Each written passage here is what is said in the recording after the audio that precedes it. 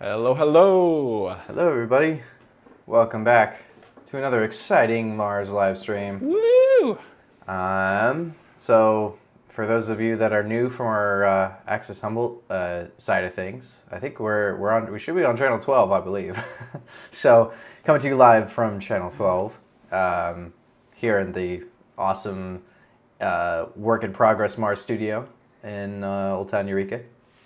So yeah, I think Corey's got a special treat for you today. Oh no, I guess I hope this is a treat. We'll see. First off, I want to say hi to Mortimer and Lily. Thanks for tuning in, y'all. So we're simulcasting on YouTube too. Yeah. So if you hear us talking to somebody who you're not seeing the chat from, because of course those of you online or on the TV can't see the chat. So those are our YouTube viewers, mostly our students. So yeah. Yeah. Thanks for being here, guys. We're trying to figure out what we wanted to do today, and I thought it could be kind of interesting to get out of my personal comfort zone a little bit and try using a tool that I don't know how to use, and that Jay doesn't know how to use either, nope. So he's not going to be teaching me anything about this today. A little bit of background. So I do most of my music work in Ableton Live, as you probably know. It's a very popular piece of software for doing music production and performance. You can do just about anything in it. It has its pros and cons. One of the big cons is that it costs about $900 for the version that I use. There is a very steep educational discount for anyone who is a student of any kind or educator of any kind. But that's pretty prohibitive still. You know, it's like a $450 piece of software that I use. And so you can get cheaper versions. It goes as cheap as $100 for a feature-limited intro version. There's a more feature-rich standard version, and then I have the suite version, totally sweet. But yeah, it's a lot of money. And you know, especially for people who are new to music production or recording or whatever, and just trying to kind of get the sense about like what you're doing. You know, you don't want to necessarily like drop a huge wad of money before you start creating. And so I've long been complaining that I have yet to find a free alternative to that piece of software that feels viable. And so this may be a recurring theme on this stream, but I want to try some of the free softwares out.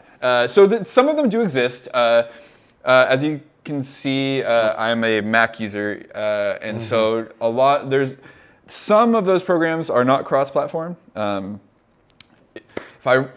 I would really just recommend GarageBand to anyone who wanted a free piece of music software, but you have to own an Apple product to use that, and there we hit prohibitive expense again.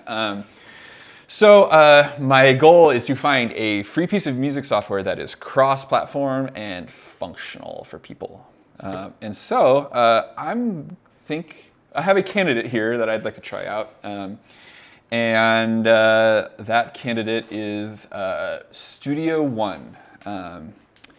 This is software that Lily, one of our students, uses, and she kind of got us clued into this. And yeah, I honestly don't know too much about it, so I'm going to rely on you pretty heavily, Lily. I'm hoping that she'll be tech support for me in the chat here while I try and mess around. But yeah, so Studio One, like Ableton, comes in a variety of tiers of functionality, but there is a free tier, which is the version that I have now, which is Studio One Prime. I think I should just I'm just gonna start a project, dive right in, and I'm just gonna talk about it. Jay thought it'd be interesting for me to just to hear my impressions of it, because there are some things that are going to be funny and unfamiliar to me, and other things that are going to be intuitive, I hope.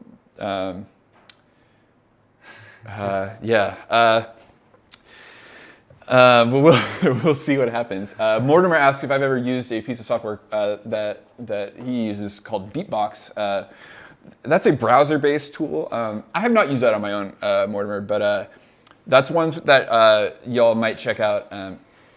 There are a number of these tools that work in the browser as well, and I'll probably explore one or two of those in this context, just because that works for people who are using things like Chromebooks or whatever. Oh, yeah. I tend to, I'm focusing on stuff that has a desktop operating system functionality because I want to be able to more like manage my files and do stuff, and ideally use all the cool like third-party stuff that I am accustomed to using in my other software. Spoiler alert, you can't in this. No third-party apps. Big con of the free version of Studio One. Already, oh no. So, this is gonna be, oh boy, we're gonna see. So everything you're gonna hear, all the at least effects and plugins that you're gonna hear are included with this software. I have never used a single one of them, so we will. I lied. I did fire it up and at least make sure that a couple of things were working. I wanted to make sure you could hear me and that I knew how to output sound for the stream. That seemed like an essential thing. Yeah, you want to show my screen, Jay? And we can there you go. Flip it over. So this is what you see when you first pull up Studio One. I'm kind of unfamiliar with this sort of like news feed feature. This is sort of interesting. They're really like having fresh content here. Push news articles, tutorials, which I think is kind of cool. Links to their socials. Artist profile. This is an interesting feature. I have apparently told them that my name is Shmormy Wormy.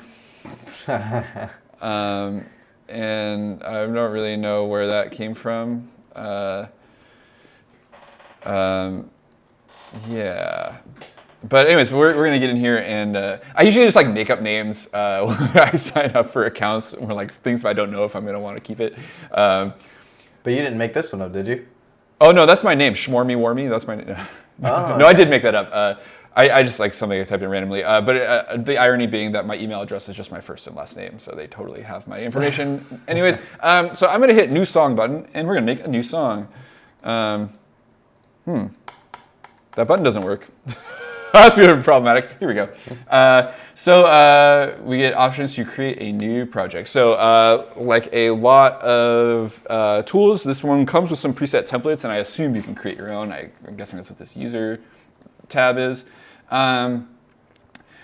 Unfamiliar to me, this lets you set your sample rate here at the beginning. Like, so sample rate looks like it's saved with the project, which is kind of a paradigm that I'm not used to. Ableton is it's set in the software, and the software is whatever it is. I can see this being really useful, like if you were working with like stuff from different media. Like I work at 48 just because it's the most compatible everywhere. But if you're doing a bunch of video and then for some reason like a bunch of CD mastering or something, like maybe you'd want to make sure that your projects could be switched. Oh,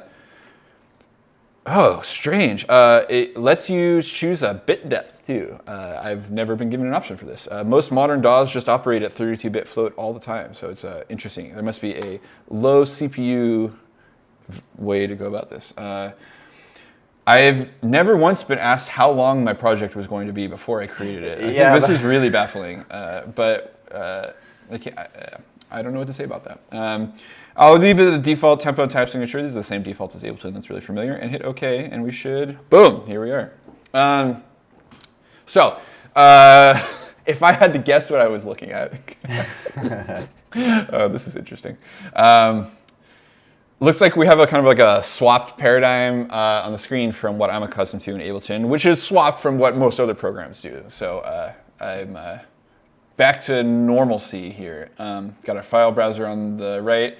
I assume track info here on the left. Yeah, we can get into, like here in the home tab on the browser, you can show all the different things we have installed. So I have a feeling that I'm going to be spending a lot of time in the effects category, which these are the effects that it comes with. There's some.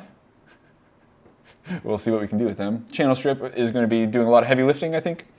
And then, oh, there's some loops in here too. I didn't actually check these out.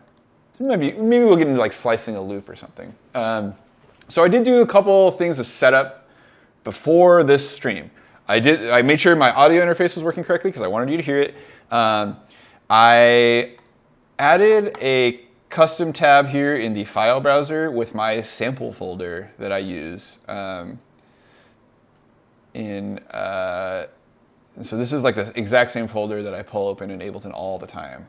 So this is going to be also doing a lot of heavy lifting, I think, tonight, because these are the sounds I know how to use. And then, yeah, so maybe we'll be slicing some loops and dropping in some of these files. I'm kind of curious, like, what sounds come in here, though. And so it looks like, in terms of instruments, this is where I was like really hoping to. This is where I'm going to be very, very handicapped here, for lack of a better term. This is the only virtual instrument that is included in Studio One Prime. So I can drag it over here. Yes, creates a new track. I'm pretty sure this keyboard indicates a MIDI track. It's accepting MIDI input from my keyboard here. Great. It wasn't making any sound, right? No, it's not making any sound yet. And you might think that it should. It doesn't have a default, huh? Yeah, isn't that weird? Yeah, I was like, I was worried that I was something on. This is unusual. So I had that same thought when I first pulled it open. This thing appears to be a lot like, it's like a Rompler thing. So what's a Rompler? Yeah. A ROM player, a read-only memory player. So it's a sample player. It's like a sampler that only plays samples that it has already. So as opposed to like a synthesizer which creates a raw sound from scratch, a Rompler plays preset samples. And then it looks a lot like a synth. It has a lot of synthy controls, has our amp envelope, an assignable second envelope, a filter, a couple of LFOs, some modulation knobs, and then some like effects, which I have yet to figure out how to. Oh, there we go. Those are buttons. You learn something new every time you click. Yeah. So the reason this doesn't make a sound is because we haven't chosen a sample to play. So you can't add them from in here, which I think is kind of interesting. But if you go up here into the artist instruments, you can pull out presets. And these presets feel like, I clicked through and listened to a few of them, and they really feel a lot to me like, like the Yamaha preset keyboard we have in the studio. Interesting. You can see like the selection is almost like, I think this is a general MIDI kit, actually. These are like the same sounds. Like they're labeled the same. Like they're probably not exactly the same, but like, have we ever talked about general MIDI in here? I kind of don't think we have. So, General MIDI. General MIDI. General MIDI. As opposed to specific MIDI. Not Sergeant MIDI. Yeah, no. Yeah, Corporal MIDI. Yeah, Lance Corporal MIDI. So General MIDI is I guess it's a standard. Back up for whoever's watching who doesn't know what MIDI is, probably we should have this conversation. MIDI is it stands for Musical Instrument Digital Interface. It is the language that computers use to speak to each other about notes, electronic instruments specifically, I should say. Mm-hmm. Computers speak it too, but like old synthesizers from the late 80s do as well. And so among the many things you can do with MIDI, you can play notes, you can change parameters, and you can switch presets. So when the technology for samplers came around, and these hardware units, these boxes were starting to be produced where they had like, you could just call up like 128 presets or something like that. Mm-hmm. Wow. And each of those presets is going to be assigned a program change number, right? When we talk MIDI, generally everything has like a value between 128 possible values because it's like a 4-bit number or whatever, or 8-bit.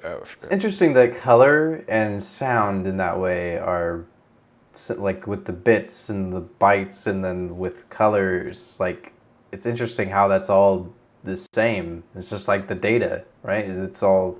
Yeah. It's very interesting. It's super interesting. So anyway, so like there's a standard for like if you have like if you have like one of these general MIDI capable like Rompler units, like they have all these presets, and there's a standard for which number calls up which sound. Huh. So like this is not set up that way, but like like on our keyboard in the other room, like first one is a grand piano, and then like there's a couple more pianos after that. and like there's a section of keyboards and blah blah blah. Like so there's like totally a standard set of sounds that includes like acoustic guitar and banjo and clean and distorted guitar and electric guitar muted and nylon guitar, like all these things, like really common sound bank. So I suspect that's what we're seeing here. I bet if we got into the list here that we'd see somewhere approximating 128 of these. Anyways, so if we select one of these, let's pick something. Breathy Bone,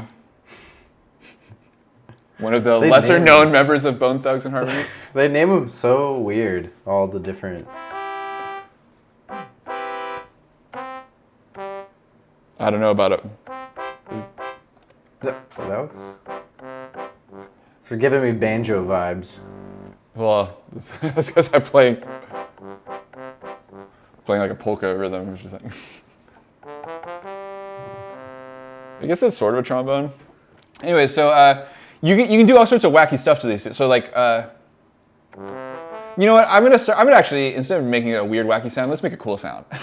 What about that? What about that? Changing it up a little bit. Yeah, I'm sorry. I'm gonna try and make something that actually sounds good instead of just the weirdest thing I can think of. I'm gonna just try and just emulate this cool sound. I was like talking to my friend Gabe about this sound.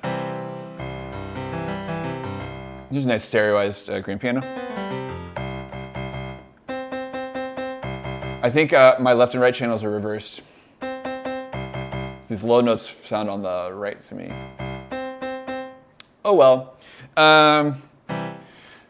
So the cool sound that we're talking about is there's this cool unreleased Sophie's tune where there's a there's this piano sound, but it doesn't have any attack on it.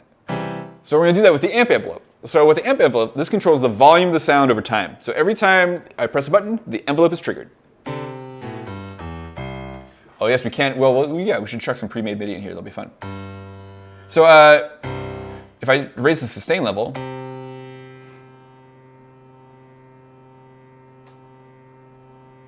it'll sit at that level forever, which is kind of fun. So what I want to do is dial up the attack. So we have this like fade-in sound of these chords. Is this something you can do with a real piano? Like, is that like what the pedals do, or you can? Like, absolutely not. No. Well, like the sustain, right? Isn't there a sustain pedal? Like yeah. Well, okay. Yes and no. Okay. I'm sorry. I should not have said that. Yeah. So what the sustain pedal does on a piano is we talked a little bit about how MIDI notes have there's a note on, which triggers the note, and then there's a note off when the note ends, right? Mm-hmm. So with this release time at 0, it ends as soon as I release the thing. Right. What the sustain pedal does on a piano is it essentially suspends the note off. On a piano, like remember, a piano's mechanical, right? So like when you press the key, like the keys are dampened, right? And so when you press a key on the piano, like the damper comes up and the hammer comes down. Right.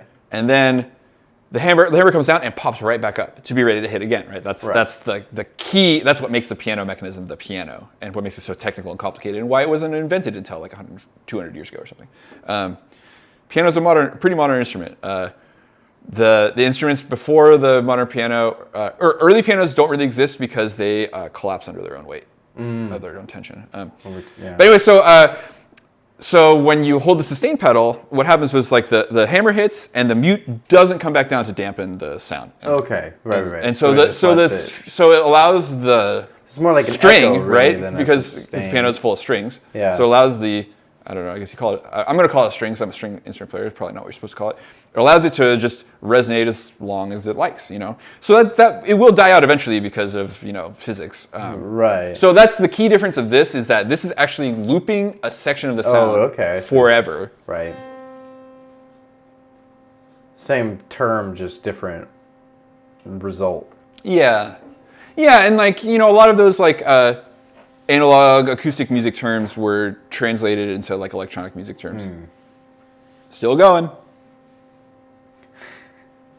Is there a 2-hour stream, folks? Yeah, 2 hours of middle note. C. Yeah. Oh man, we should do a Paul stretch stream sometime. We never do that. We could actually just take that note and stretch it out for 2 hours. It'd be pretty fun.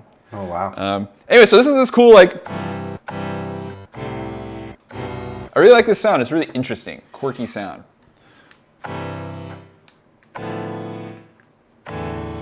What else can you do with this sample? This thing's neat. So, oh, it's got some really strange features. Unusual. So there's a mod section.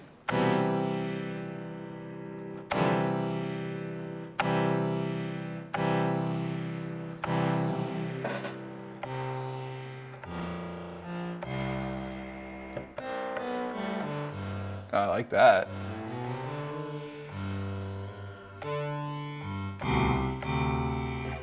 I guess we should have had your overhead cam today. There's nothing interesting going on this keyboard. No. And you can see exactly the notes I'm playing on the screen, so. Oh, that's true.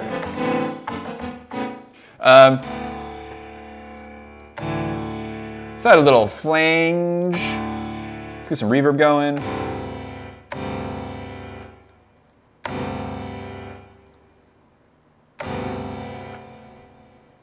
Fun.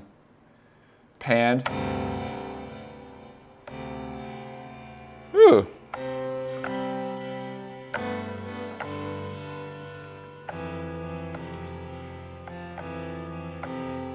That's pretty cool. Is there a capture button? So since we're able to, I would just smack capture. I see a record button up on that track. Well, I want to Is that record it? the thing I just did, not the thing I okay. was about to do. Because that was cool. I don't remember what it was. Oh, did that let you with the capture button? Will Yeah, let you go back and take- I'm just like, I'm right now I'm being like, oh geez, I really have come to rely on that feature where like, Ableton has this super cool thing where it's called capture. A lot of other DAWs have a similar feature, but I don't know if this one does. Lily, do you know? Is there, can we capture MIDI that like after we played it? Yes. You know where the button is. Tech support. I love this. This is fun. You can record Yeah, it. totally, yeah. Well, let's do that then.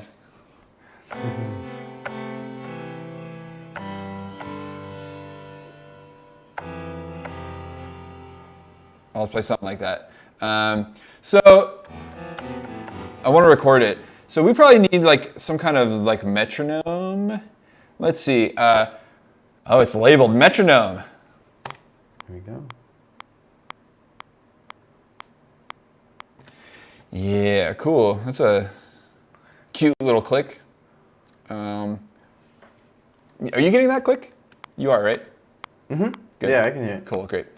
Look at this super customized. Okay, like this is such a silly thing to get into. I'm like, look at this really customizable metronome. I love it. Oh, geez, like.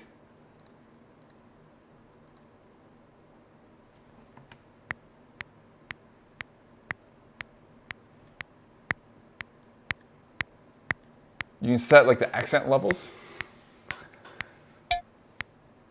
Oh. I'm going to make a beat out of that.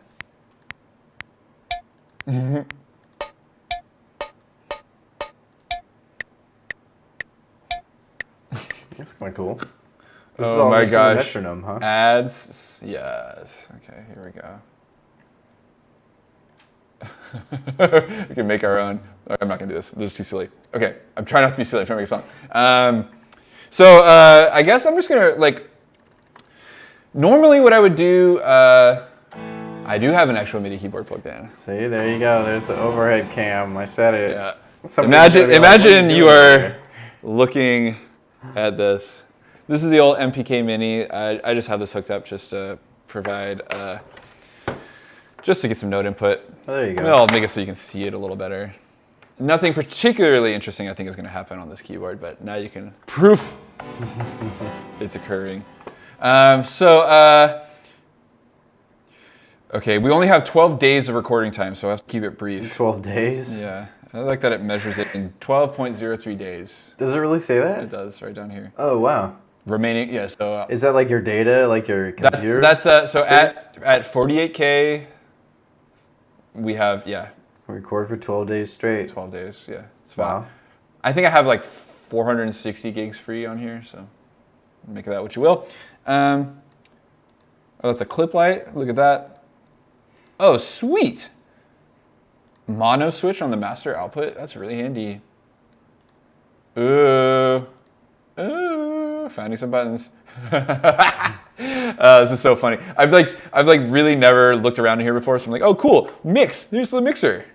That's so easy to find. Edit. Here's the editor. I'm looking forward to this. We'll get into this. So, but I'm going to record some MIDI, I think, and then manipulate it. Do I like this tempo? Yeah, 155 feels nice and high energy. Yeah.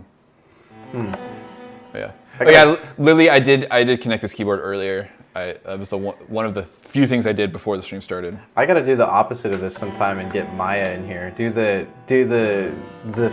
free program versus the $900 program. Yeah, that'd be pretty cool. That'd be pretty cool indeed. All right, I'm gonna hit record and just play. And I'll edit this down.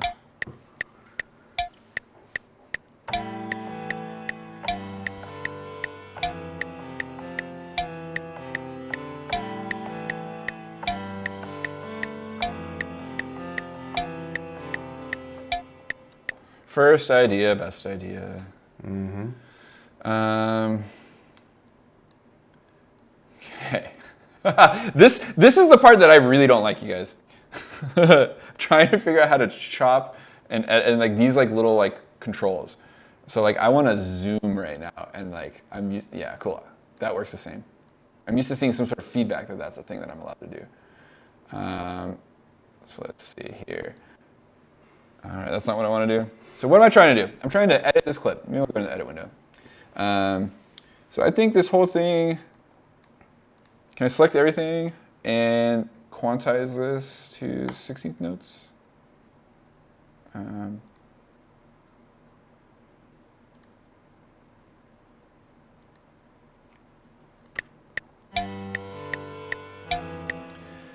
it's not engaging, huh? Synchronize editor to arrangement, huh? That's so interesting. So there's usually like a way to like apply this quantization somehow. Musical functions menu. Here we go, quantize. Hey, keyboard shortcut menu. Love to see it. Quantize. Let's take a look real quick. Q is quantized. Makes sense. Who would have thought? I love it when they match up. Yeah, and there's a shortcut to quantize 50%, which is rad. I do that so often. I don't know what is the difference between quantize and quantize notes though. What else would you quantize? Maybe you can quantize automation. That's. Anyways, this should sound a little better.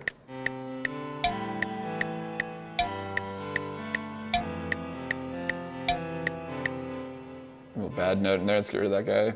Oh. Deselect, reselect. So I want this to be, I think this should be a loop. So I'm hoping that I can just do these. No, does that not work?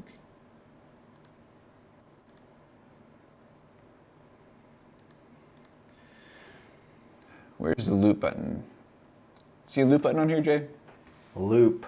Let me get it up on my screen so I can look closer. Down on the bottom? Like, you want to loop the track, not just loop the playback. Yeah. So I can see here how to like this loop, I can loop like the whole arrangement. Right? Right. But I really just want to loop the like.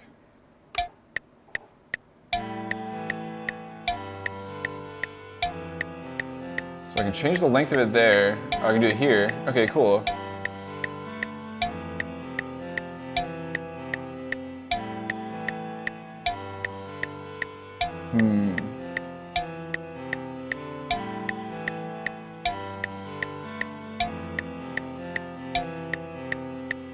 Maybe we'll learn something about this if we try and import a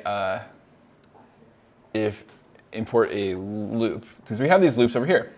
So let's see if we can like just find something. Here's some folk drums. What do folk drums sound like? do you think?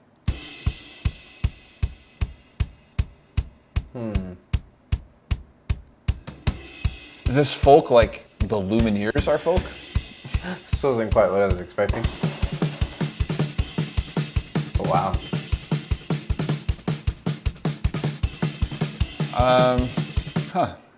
Suppose there's some kind of folk music that uses that sound.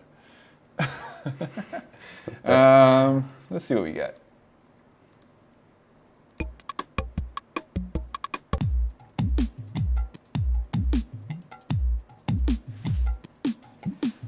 Need to set start and end markers.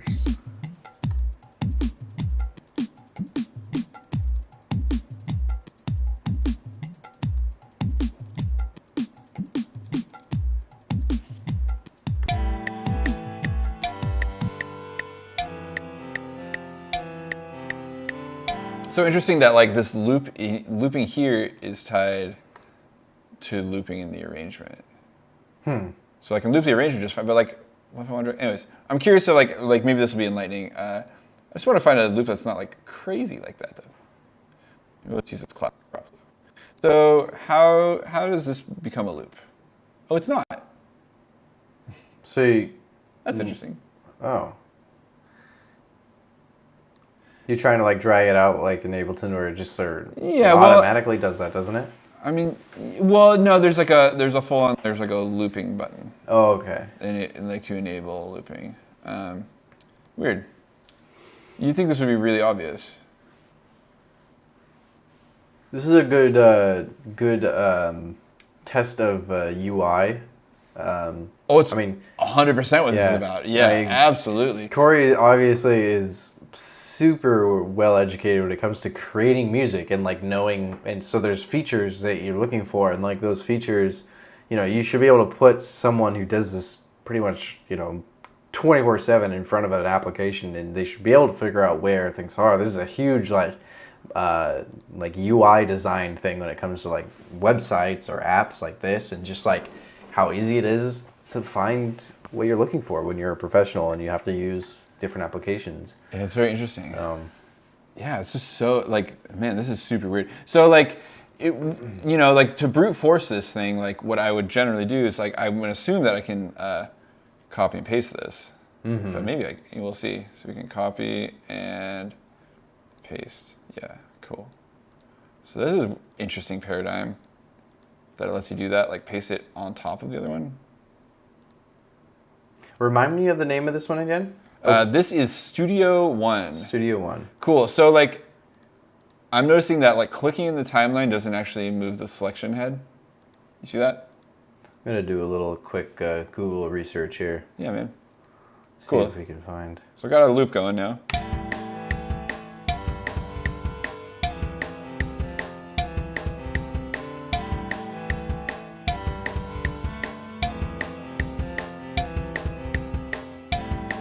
Let's check out the drum view. There's a separate like drum programming view in here that I found moments ago. Where did it go? Oh yeah, here. I like this. There should be a button to the right of the record button. It should be named Loop Active.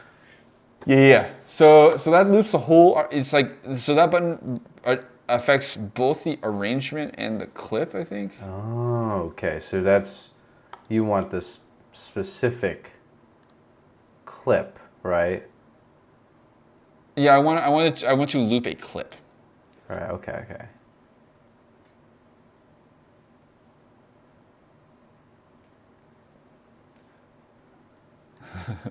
Interesting. Anyways, well, I think this drum part is terrible. I really don't want to listen to it anymore. So let's get rid of that whole thing. And like maybe it'll make more sense just to like get so like there is no like drum sampler instrument, is there? I guess this is what we're doing. So we'll just brute force this with something cooler. I'm gonna get in here in my sample packs and we'll do that. So Cymatics is these guys put out these like all sorts of random kits from time to time. I often reach into these for just like free contemporary sounding samples.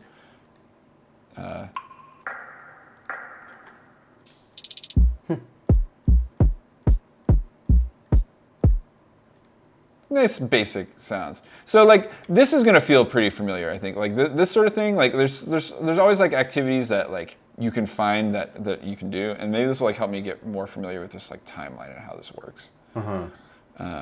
So here's my kick, and I can just like copy this and like paste it in some places.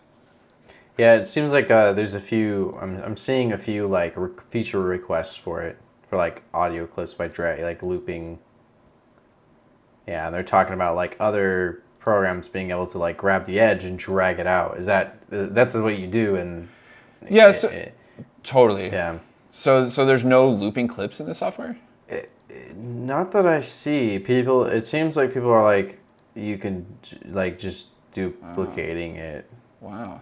That seems like a for some people's workflows, it's not a huge deal. Like, like people do like work this way on the Ableton timeline as well. It's not my preferred thing. Yeah, I think the shortcut it says you can just hit D key and it should make another one, but it's not, it's not really, it's not doing specifically. All right. So it says select on auto click, pressing D will duplicate it. If you hold down D, you will get many copies super quickly. Yeah, cool. And then, so the reason that it's nice to like have it be a single clip, like let's see how the functionality is like. So if I duplicate this clip, I keep hitting Command D, but it's just do it itself. Yeah, totally. Let's just take all these like. Does this work? Yes. One thing's familiar from Ableton: Shift up moves it by octave. Oh, hey. So that's just like affects the second copy of the clip. Right.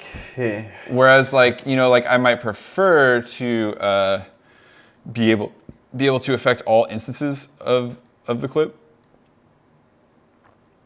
So here's the thing, like I want to move these back. Can I do that? Cool. There we go. Clunky, clunky, clunky, but I'm getting there. So like my process is gonna like any software that I open is gonna look like this. If I've never looked at it and didn't even read a tutorial about it, probably should have done that. But here we are. It's just kind of how this goes. So let's get a little. Oh, that's kind of a fun little.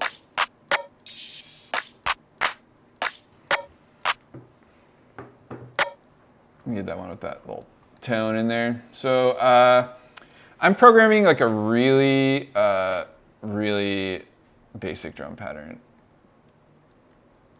here. Don't like how that works. Wah. Like it's so weird that I find the spot in the timeline that I want to go to, and then I have to click up here to paste it in. Like. Oh, and that. And it somehow knows what track I want it on. But like, what if I wanted to paste it onto a different track? I mean, most likely I'd want to paste it onto the same track, but. Right. So like, that's really tedious too. So like, can I select a region and duplicate that whole region? Yeah, cool. So this should sound like something. So I went through, put a bunch of claps on beat 3 of every bar, and then threw some kicks in there, kind of at random.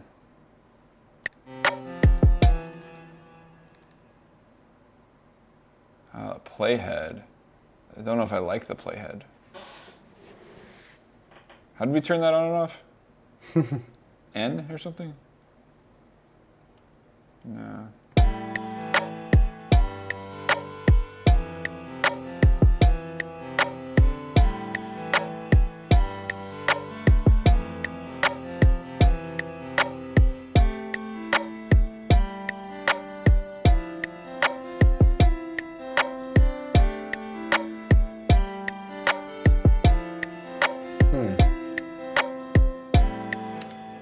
Kind of cool. Yeah, that's music. Yeah, it sounds like something.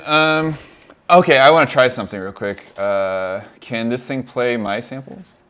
Oh. Put it to the test.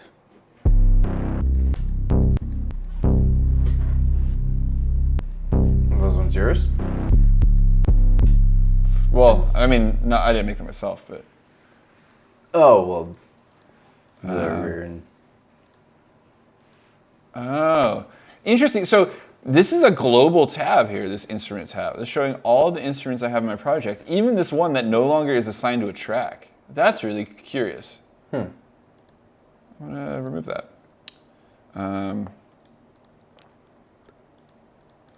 Yeah, so no way, is there no way to import your own samples in here? What if I like... That would really surprise me. Seems like a pretty basic feature.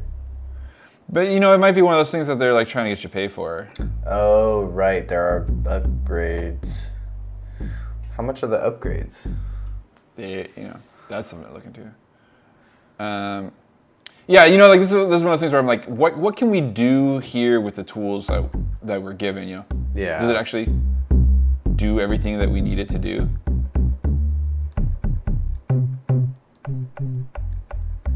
Four payment options.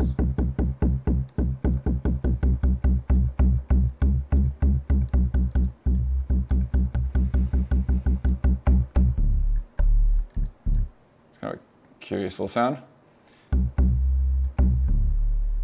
Cool. I'll just like jam along to this.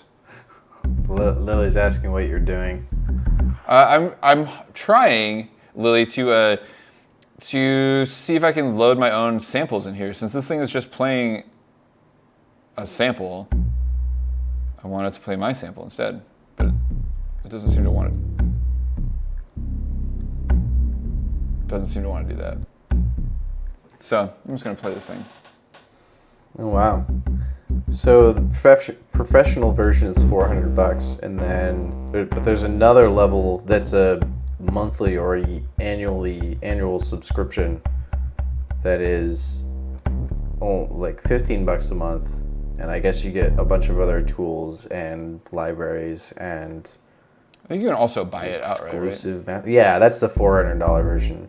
But the subscription has a bunch of other stuff too. You get classes and other things. Totally. All right. I want to count in. Can I get a count in? Pre-count, 1 bar. I definitely do like the UI design though, like as far as aesthetically goes.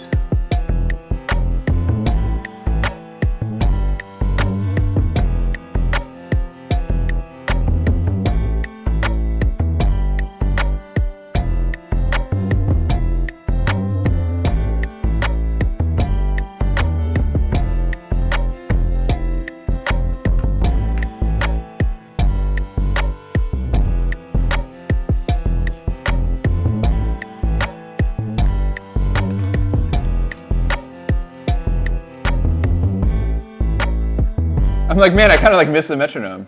That was kind of a fun sound. Like playing that MIDI is like a real breeze. Let's see. I saw some like hi-hat loops in that random sample pack that I opened. I wonder if any of those would be cool. So I'm at halftime. So my tempo is set to 155, but it feels like whatever 77.5. So like probably this 76 BPM loop will sound great. Huh?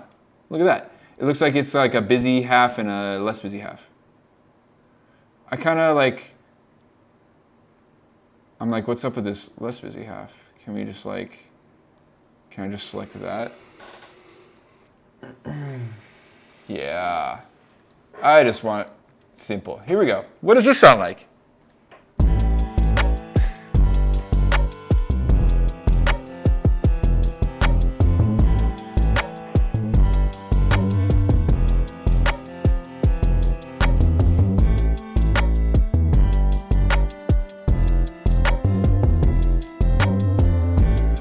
So it looks like we're like clipping our master.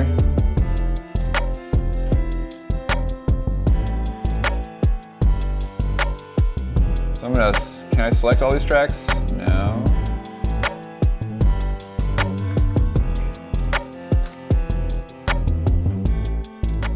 Like that's super weird. Why can't I select all tracks? From that? Yeah. From on the bottom? Just like a super normal thing to want to do. There we go.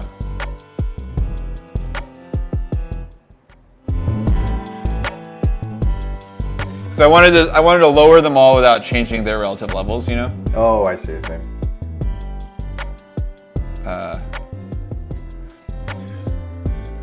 Yeah, man. I feel like there's like, I'm like, why are they giving me all this information like this, you know?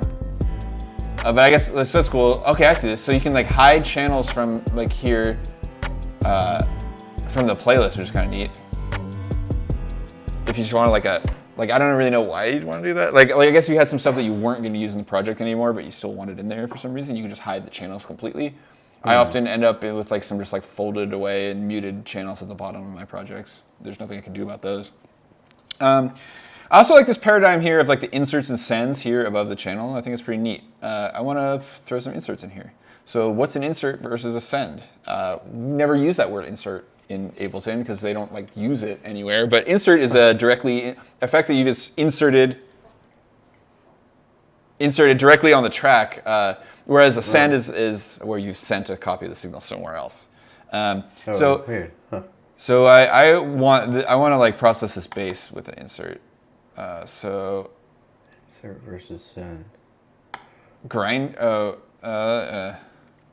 How would you like if you were to say like when we're doing stuff with Blender and we're using a modifier, and it's like a non-destructive modifier to an object, what would you classify that as if it was a music thing? Is it a send? Like, are you sending that data in and something else is coming out? Yeah, pretty much. Okay. Well, no, I'm sorry, no. The opposite of that. it would be. So sometimes these analogies are great and sometimes they fall kind of flat. Yeah.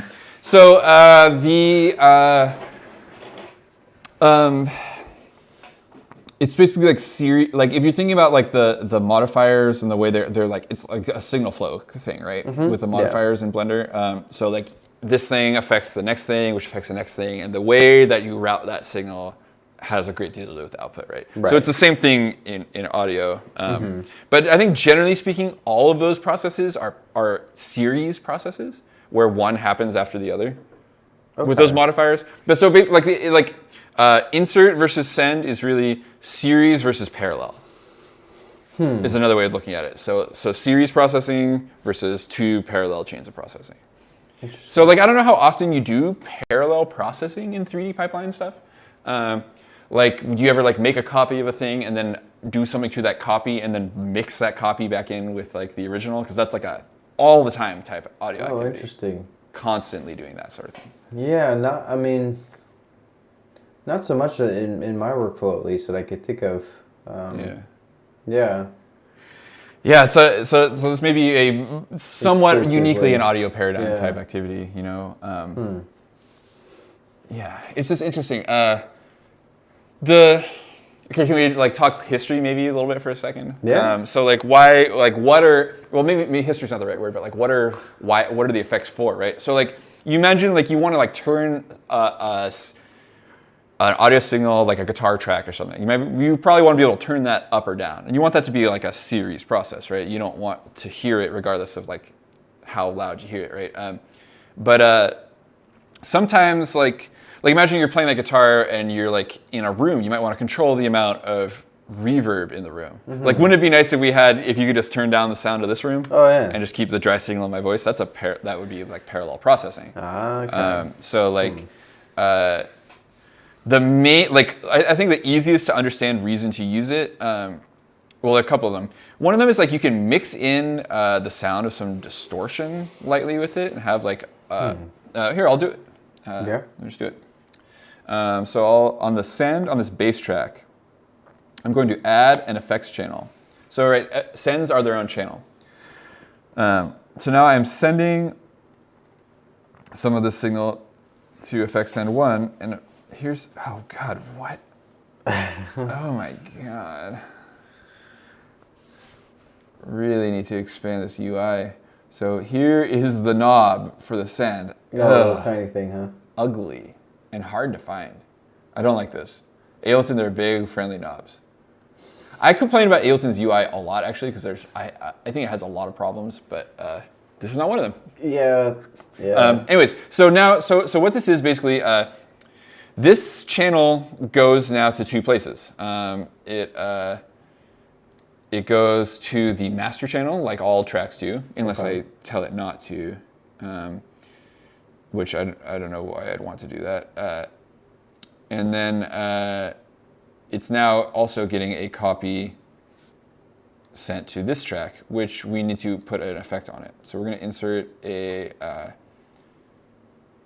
Here, we'll do like a parallel like distortion, and then we'll do parallel reverb as well. So I'm thinking that maybe this is more similar to using to creating textures and materials in Blender, because you're having a different kind of flow where like with textures you can have, I want to mix a noise texture in with a gradient texture and mix those two, or add them or subtract them in some way to then spit out a different sort of signal, and then add something else in to make, and it all kind of flows into the end result. Sure. Parallel processing tends to be pretty additive in nature. Yeah. You know? You can use it to be subtractive, but you have to be smart about it. You can like invert a signal. Exactly, yeah. And then use it. It would allow you to subtracting as in like you're, instead of adding one color value to another, you're subtracting it from it, or you're multiplying it together to create, because they use all the terminology from like mathematics and the colors to how they combine together. So it seems like this, except for without a node tree, essentially. I could see how you could set this up in like a signal flow node tree with audio too. Totally. So so let me just like show you what this sounds like. So I think we can solo the bass track. It's pretty distorted already, but I'm gonna like send a copy of this to this distortion. I've got a point. It just helps me it helps me. Lily says she was saying I have a point, and I guess it's just it just helps me sort of like visualize or translate, I guess, into the medium that I'm like most used to working in. Yeah, and I can kind of understand how the code behind it, I guess, is doing its thing and spitting out a result. Because all this is you're telling it how to process it. It's the same thing with Blender. It's just different terminology and your different results. So signal flow. Yeah. It is maybe the most important underlying concept to understand of anything that we ever talk about in here. Yeah. You can't do any of this stuff if you don't understand how the signal. I mean, you can like sort of blindly grope around, but if the idea of like that all these tracks are being combined into one output track is not familiar, like you're gonna have a hard time like engaging in the full extent of the professional process. Okay, check this out. So here's my distortion plugin. Oh, it's cool. You can access the controls here or in the UI. So I've got some controls over the amount of distortion, input level. There's some like EQ. There's a couple different flavors of distortion. And then an amount here. So I'm going to just crank the amount. So this will be a super distorted signal. And then I'm just going to play the bass line, and I'm going to start bringing in the distorted signal alongside the original, which is already pretty distorted. It's a new Call of Duty opening.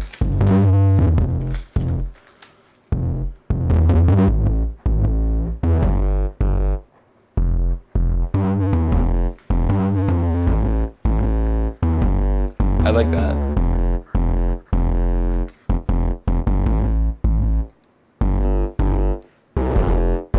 Oh, you can do multiple stages?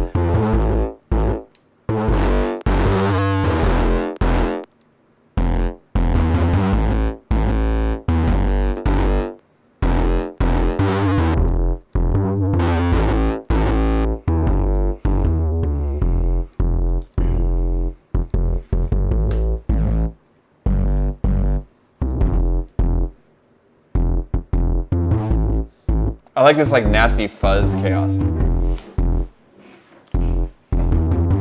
So I've got the, one thing that's kind of important when, like, so I'm doing this parallel thing, right? So you're hearing this signal and the distorted signal. If I don't filter this, listen to the low end. Kind of crunchy in there. Well, it just kind of gets like messy. And so like one of the features of this thing is that it allows me to, these low frequency, high frequency knobs, I can get rid of the sub bass of the distorted parallel signal. So you can hear it happen. It sounds pretty weird as I'm turning this knob.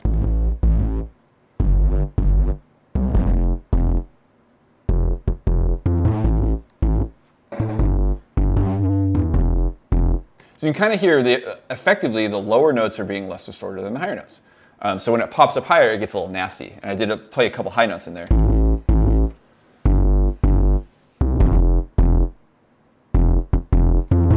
Those couple high ones are just like pretty wacky sounding. So there's a couple of things that I do not care for in this tone, and I'm realizing partially the problem is this is set to poly. It needs to be on mono mode. No offense to any of our poly viewers, but this stands for polyphonic, and we want bass sounds to play one note at a time. Super important. So that's not like stereo and mono tracks. No. Different, but they still call it mono track. Well, it's monophonic. Okay, different. Well, yeah, mono versus stereo. It's not really a good. I don't know. Mono just means one. Right. So monophonic, one sound source. Yes, I do have the chorus tool, Lily. I'll pull that out in a second. But yeah, hey, you want to hear this in mono? There's a mono switch.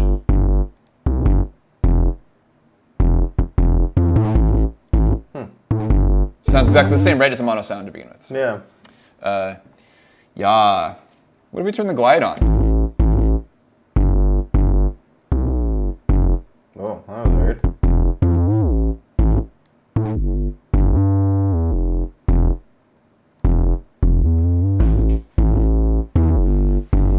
Fun. Cool. What does that sound like in the mix? So good.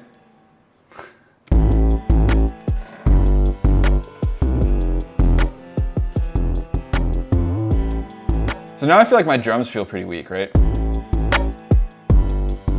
But we could like...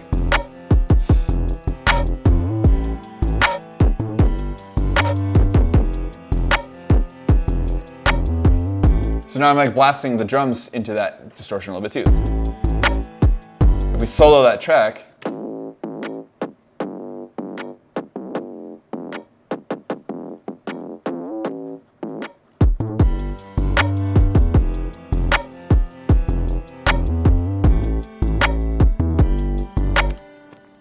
so Lily was curious about what the chorus tool sounds like, and I feel like I kind of feel like if I start slapping chorus on this thing, it's going to sound pretty whack.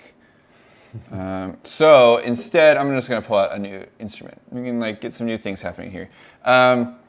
You know, I am just kind of massaging a 16-bar loop here.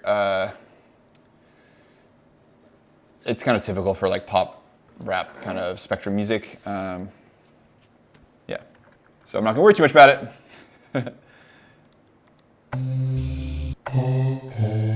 Oh, that's nice in stereo.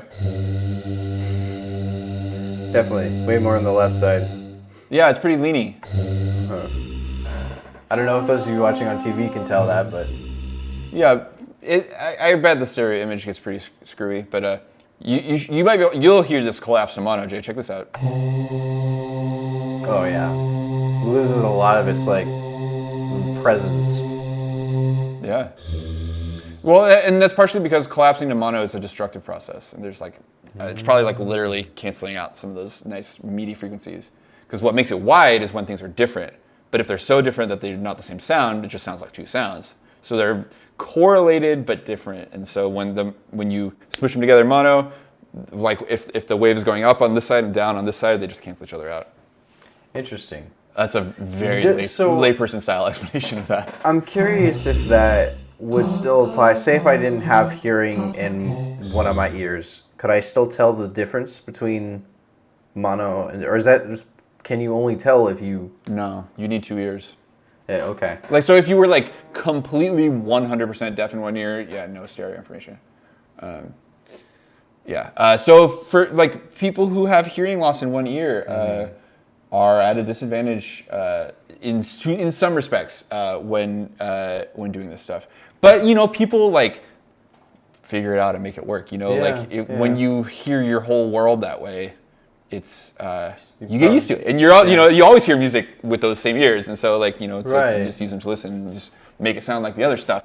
Interesting. Yeah, you know, like you could like, I don't know, people with like serious hearing loss still can produce great recordings. Yeah. Man, I'll just say I was talking about him earlier, but my old buddy Timmy Gray, who used to engineer a lot of my recordings, dude had like some pretty severe hearing loss. He wore hearing aids in the studio, and like he couldn't hear anything like above 15K, I don't think, and like maybe even lower, like probably lower, like maybe 12. I don't know. It was pretty bad in the highs. He would ask us, be like, "How do they sound?" Like you're like, "I don't really know." They sounded great. They always sounded awesome. Yeah. And like, you know, like I'd still be recording with him if I could. Yeah. Like his hearing, his ears had nothing to do with his ability to hear. It didn't seem like. Wow. It was very enlightening to me. It's interesting. Yeah. And I don't know, like I've heard music produced by deaf people that sounds good too. Like, you know, like it's not you like most people who are deaf have I shouldn't say most. A lot of people who are deaf have some hearing. Right. Like some faculty, and as long as you can interpret sound, you can create it yourself. It's pretty amazing. Blah blah blah. Now you got me curious. Like this sound is crazy wide though. How do we make this mono? I actually like want it to be mono. The mono button ain't doing it.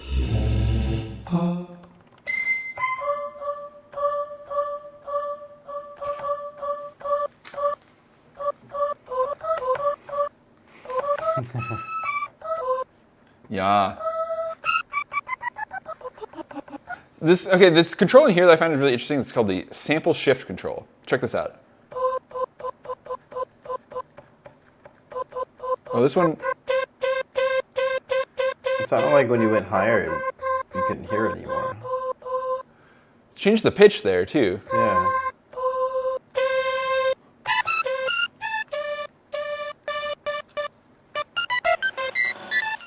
Oh, cool. You can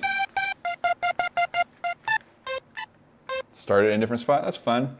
Oh yeah, we were gonna try mess around with the chorus tool.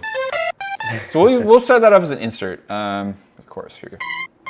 Yes. Oh, cool. It's like a. Sometimes these skeuomorphic designs give you a clue as to what they're trying to emulate.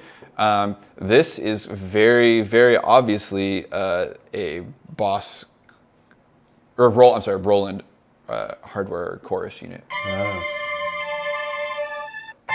So what exactly does a chorus unit do? Does that provide like that effect of like a chorus of people? Is that essentially what it's trying to do?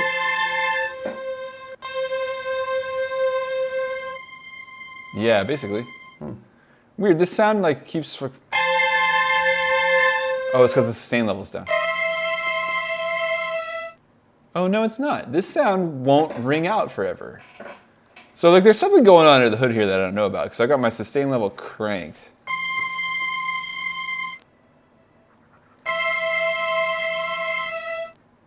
No, it just stops, huh? I'll lean into it, I guess.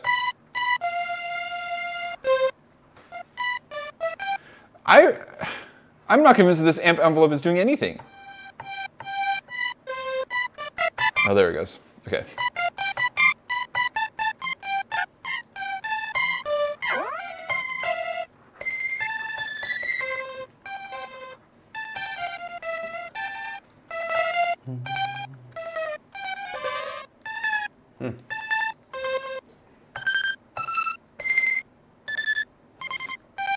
That's a pretty weird sound.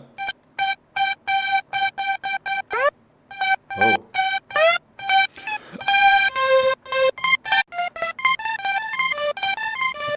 Fun. Okay. Can we? Let's. Cool. That works. Oops, I don't want to split that. I want to edit it. So here's a really long MIDI clip. So I was curious what it's like to edit MIDI in here. So like, I want to like program a part for this thing.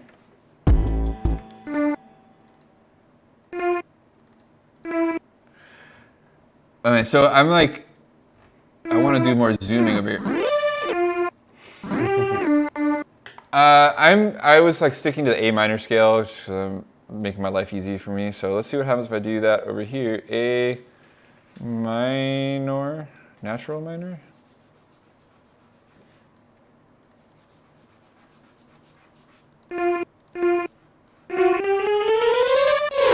Cool. So I like this feature. This is neat. I like the implementation of this is pretty cool. So in Ableton, what it does is you can highlight or hide the notes in a scale. Whereas here, they're highlighted, and then it actually just won't let me enter a note that's not in this scale when I have when I have it locked over here. Still shows you, you just can't. Yeah.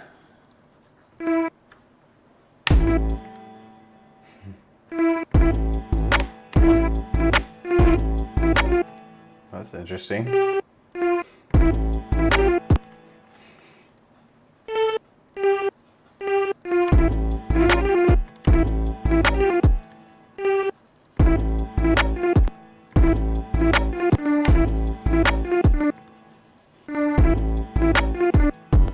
One thing that I'm like really weirded out about is like this is a super nerd thing, but like this tooltip, like to click this note in the right spot, like I feel like where it looks like right to me, where the end of that pencil is, it's like actually the thing to the right. It's really kind of driving me nuts. That's pretty cool. I like that. And then simple little melody, and then okay. So here's a composer's trick. I want to like recycle this idea, so I'm going to use what's called a sequence. And this is different, like there's sequencers, there's sequencing. This is like just a pure musical term, sequence. Just a sequence. So, which is a repeat, like sequence is a pattern of notes that some element of those notes repeat. So in this case, I want this note, this simple 4-note pattern to repeat at different pitches, but using the same concept of like mid, mid, high, low. But I'm going to move it in time, and then I'm going to move it around the scale too, and create like an effect. And this is just like such a cheap trick. Simple stuff. So here I am, and then this allows me to move it out of scale. That's kind of unfortunate. So I'm going to do this, and then Gotta read. so the snapping. Oh, that's interesting. It only snaps new notes that you enter. As far as I can tell, it's like, yeah, if I come in here with the pencil tool, not the X-Acto knife. So this is a lot more like the FL Studio piano roll. This is like pretty similar. Oh, interesting. All these like mixed tools. Anyways. Yeah, that's what I'm going for.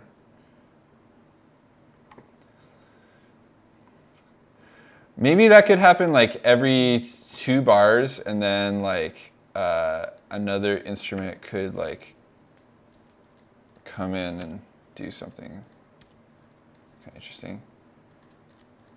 Man, how do I select a clip? This is like a simple little interaction that's really bothering me. Like, doesn't always want to select it. I'm gonna do this. Cool. Yes. And I'm gonna duplicate this, but I don't actually want it there. No, but I want it bar 5, bar 5. I find it kind of hard to see the bar lines here. So can I do this? Yeah, great. There you go. So we're gonna do a call and response kind of pattern here, and then like we're gonna have way too much stuff going on in this track. So here's another general musical compositional idea: is call and response, right? This is like a notion of phrases. So like a song is comprised of different parts, like different sections of the song, like say like the verse of the song or the chorus or whatever, like can be broken down into subsets of these musical phrases. Mm-hmm. So like la la da da da da da da, that's one, and it's kind of got like a It's kind of got a little within it a call, da da da da, and a response, da da da da. And it feels like some sort of tension, da da da da, and then a resolution, da da da da. Anyways, we're going to expand upon that. So that's going to be the call, and we'll respond to the call with another instrument that'll I think I wanted to play like a pretty different sounding kind of part. And let's make this one weird. So we'll really get out there with this one. So we'll get into the effects. I really wanted to find out what. I thought I'm a little disappointed. I admit I thought this said Psycho Chickens, but it says Psycho Crickets. I mean, that's still pretty cool. It's less cool than I was hoping. Yeah.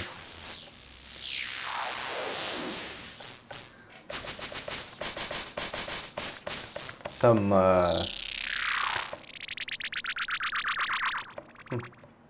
alien noises. Good spaceship bubbles.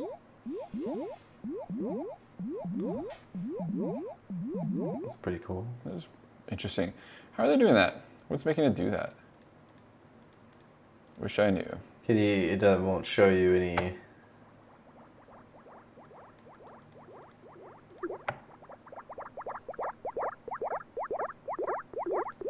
That one's really cool. I like that. The little like bubbles.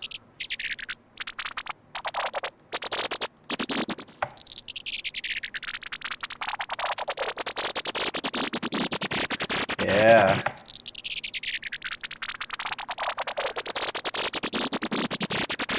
Pretty high energy. That's fun. Yeah, that was cool.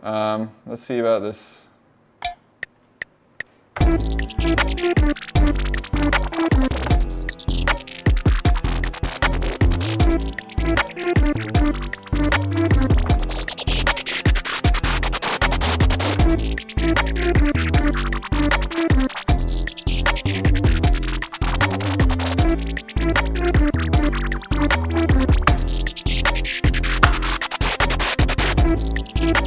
Okay. That was pretty sweet. Quantize that. Control A, Q.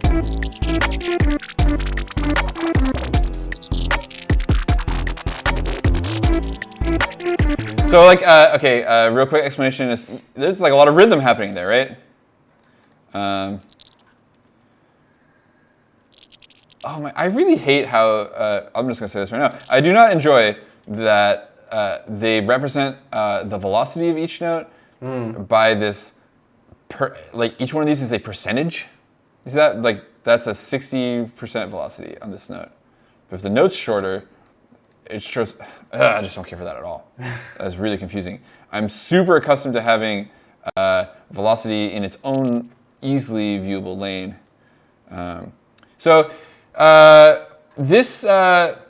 This sampler has this cool feature called the gator, G-A-T-E-R. I'm used to hearing this referred to as a trance gate. This is like which maybe hearing the sound, it makes sense why. It's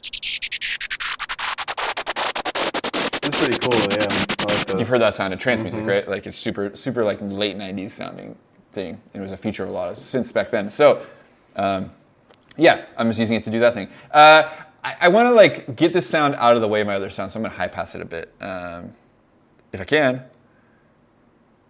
So where are my options? High pass 12. Cool.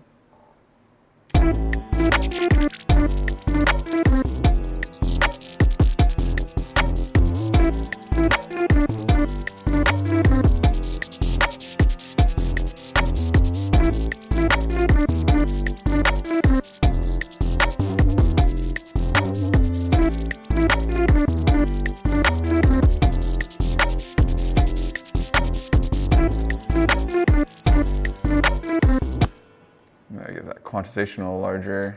There we go. Add another note in there, fill that out a bit. Cool. I don't know how far past this 16-bar loop we're about to get, but things are happening here. So I said I was going to do an instrument that made a response, but I didn't do that. I just added more percussion.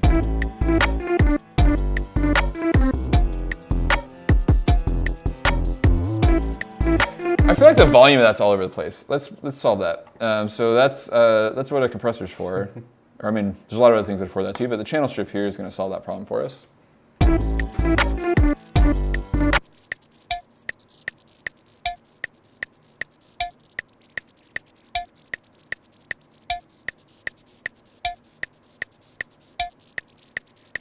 Perfect. Nailed it. Nice.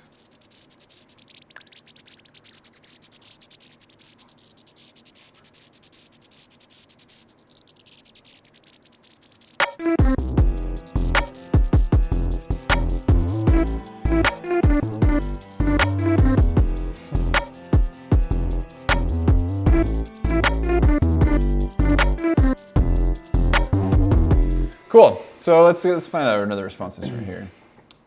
Boop. So any requests? Instrument sounds? Instrument sounds. I always like strings. Cool. I don't know if it would sound good in this one, but Let's find out. What do we got? always dig some strings.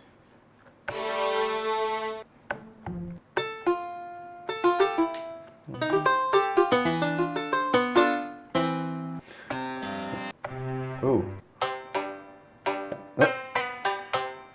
That was kind of cool. Huh. What is it? What does that sound like to you? I really like this. So this is cool. Yeah. It's got a velocity layering thing going on. So like when I press it lightly, it's got a single note. But if I hit it a little harder, it adds a detuned lower octave.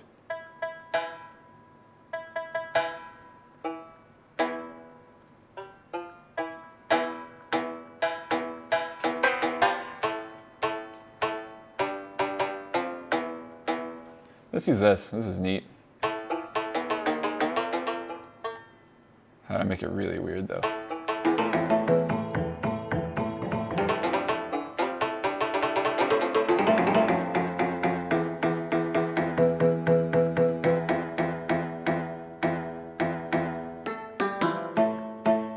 That one's pretty wacky.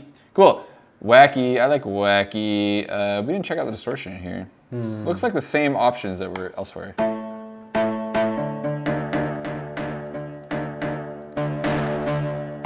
Make it electric. Huh?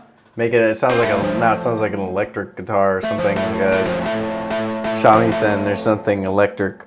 Absolutely. On an electric amp.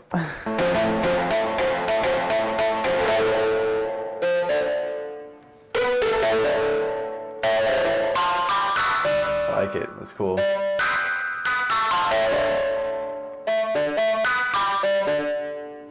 The instrument loses a lot of its charm if you put it in mono. Kind of turns into like almost like a little 8-bit kind of thing, like a real crunchy kind of. It was playing on a Game Boy or something. High levels of distortion eventually turn everything into a square wave. When a signal is distorted enough, you just have fully on and fully off, and that's a square wave, which is the simplest kind of sound for a computer chip to make. Well, You know, yeah. just like a toggling on and off. Like I think it's a more. I could be wrong about this, but I'm fairly certain it's a simpler circuit to just toggle a voltage on and off than it is to make it smoothly ramp between values. Makes sense. If we have any electrical engineers in the YouTube chat, please Makes sense to me, correct me if but- I'm wrong. Let's see if this even like works for this. Yeah, I like it. Might not do it. Okay.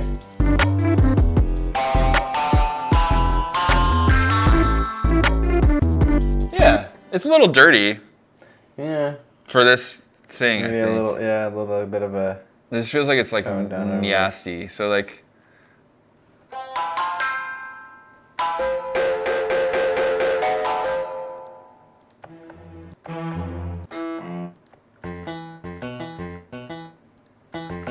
Start with something simpler.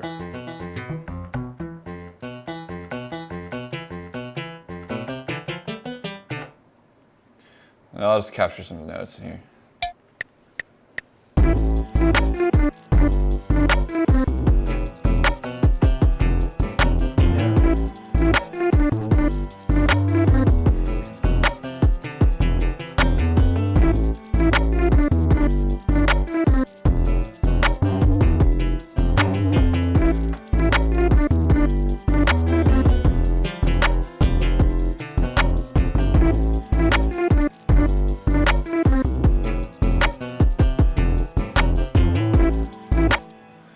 Select all, quantize to 16th notes.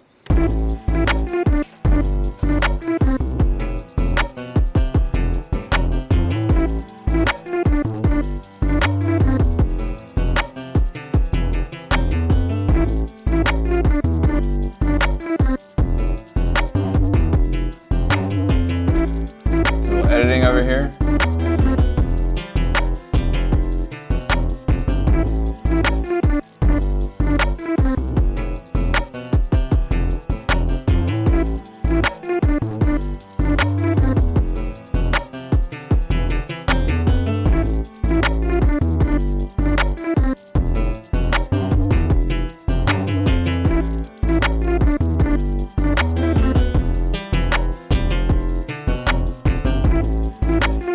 That's something. Yeah, I like it.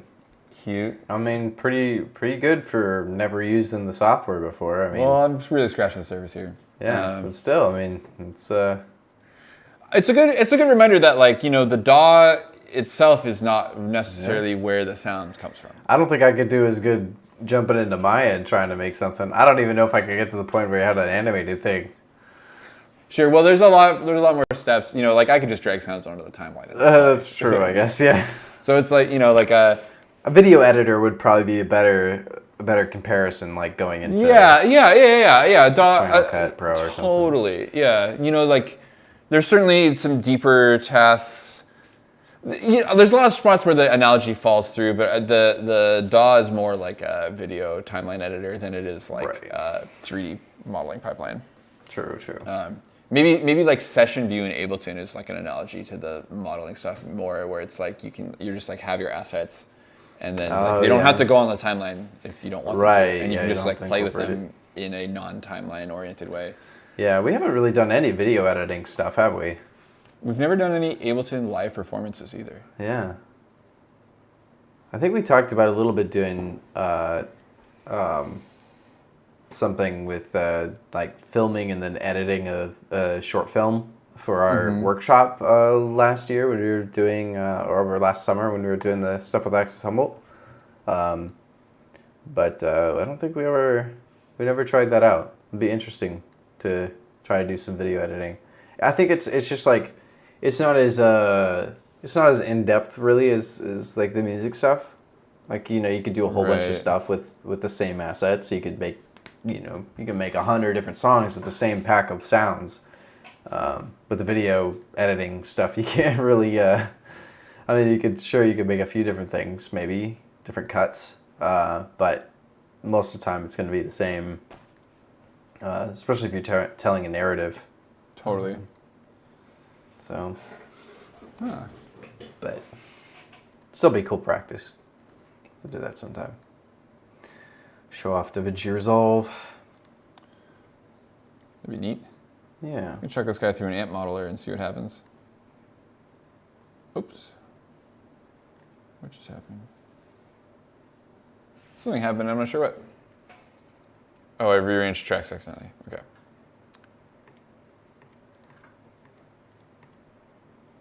So what does this sound like?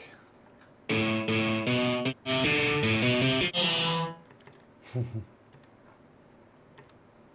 of fun.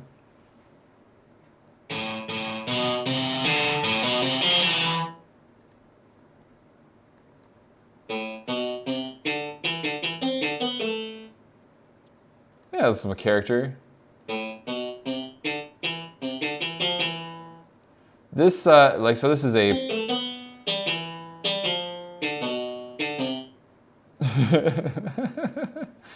Dude. Let's send this to one of our return tracks.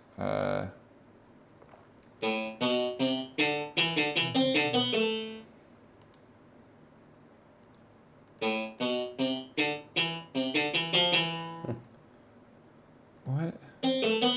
Well, okay, this is weird. Some of these tracks have like sends and some don't. You see this? Oh, weird. Is it the type of track they are? Oh. You can, these are resizable on a per track basis? Like, what's up with this interface? See how funky this looks? Oh man. Wow. Okay. I'm just complaining, you guys. I mean, like, it's interesting to know what is, you know, what kind of stands out to you is. So I'm gonna get into add some reverb here.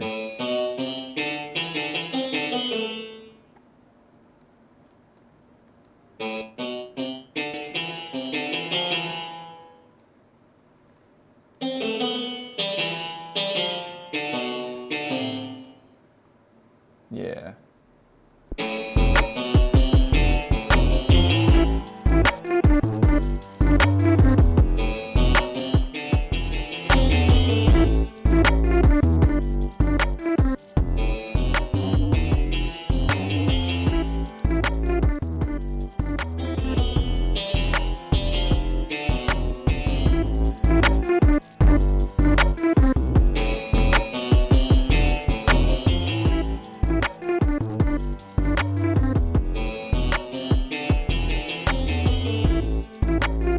So I wanted to try and do a little master bus processing because I just noticed I keep like seeing this meter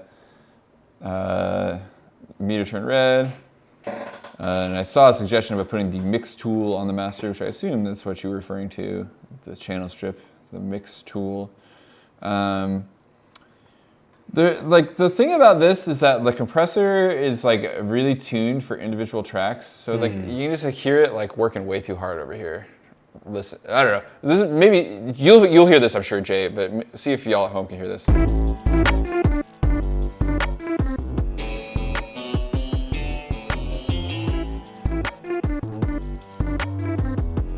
You hear it's kind of like coming and going volume-wise. Oh yeah. It's kind of weirdly turned down.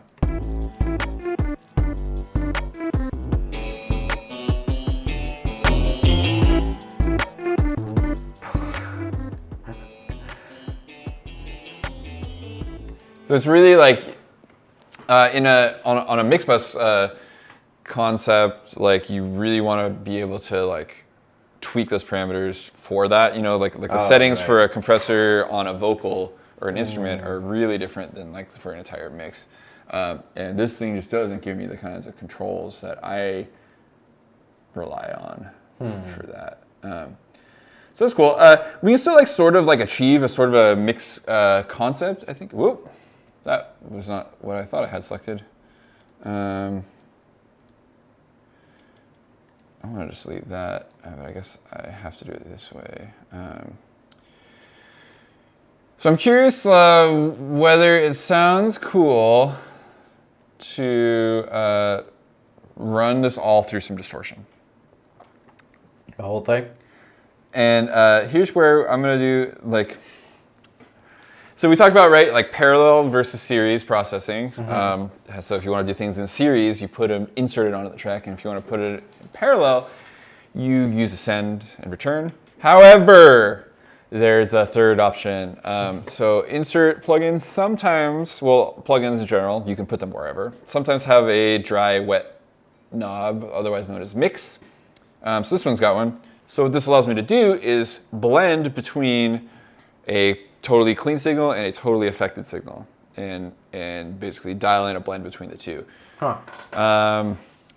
There's times when this is appropriate, times when this isn't. The disadvantage, so when you do this, right, so like the sound can either be 100% wet or 100% dry, or like 50% of each, right, or somewhere in between. Whereas with parallel, the sound can be both 100% wet and 100% dry. At the same time. Wow. So it's like, again, comes additive. Break the laws of 200% physics. Yeah, man. Wow. So I'm going to try and do something like that here. So I want to put this distortion on the master bus. This is a weird thing to do. But I do know that distortion has a compressing quality to it. And so I want to use this to kind of like, I'm going to see if I can use this to achieve like a clipping distortion on the master. And that'll maybe be cooler than anything that we were doing before. Okay. So we're going to go for soft tube. We want this to be soft sound. And there's no distortion control. So there's just drive and mix. So I'm going to turn the mix up to 100% and we can hear what it does.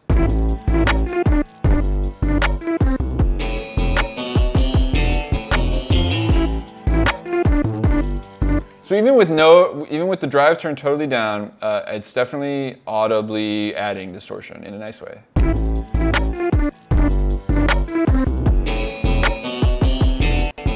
We probably get it to stop doing that.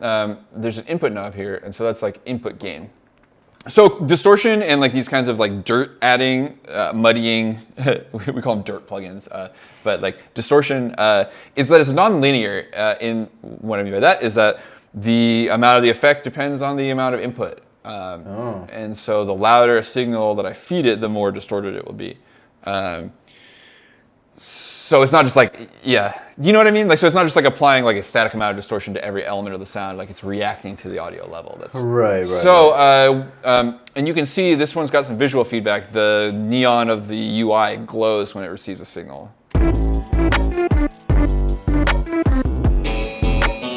And that's its indicator that it's working.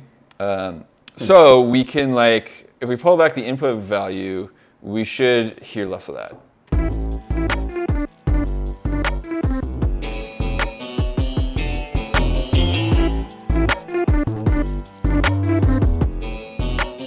Cool, yeah. So now it's actually turning it down ever so slightly. So I can add more drive.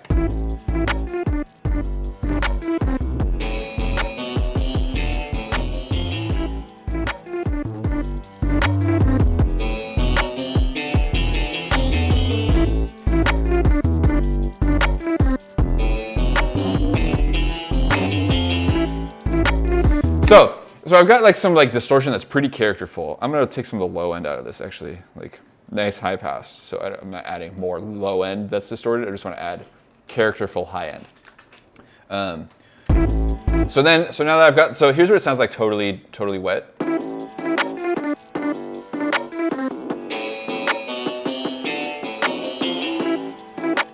And then we basically will dial the mix back to totally dry.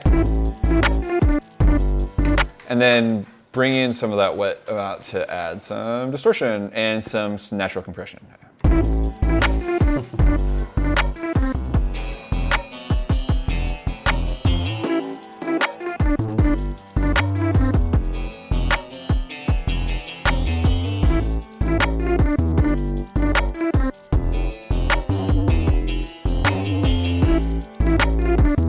I don't like how this is like making the like. I don't like how it's like making the low end of the track disappear though.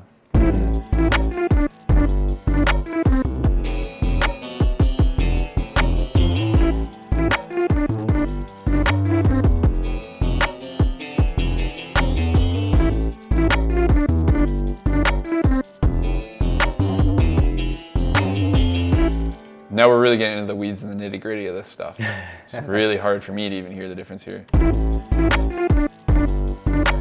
Kind of interesting how how all the forget the effects and stuff have their visuals. Like you can see their little like picture on there. Oh, like in the menu? Yeah, in the menu. That's really nice. I like that a lot. You can just tell just by it what it looks like, what it is. Super into that. Yeah, that's pretty neat. I like it as a just visualizer.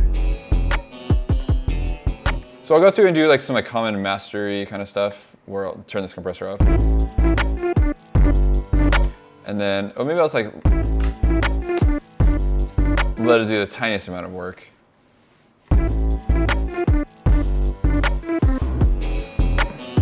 And then I like to do a little smiley face thing where I like boost the lows, boost the highs, and then do a little dip right around 300 or so.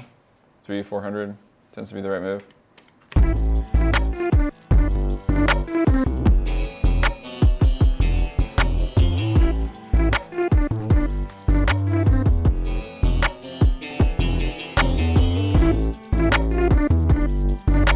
I mean, that compressor really just kills the vibe. It's too bad.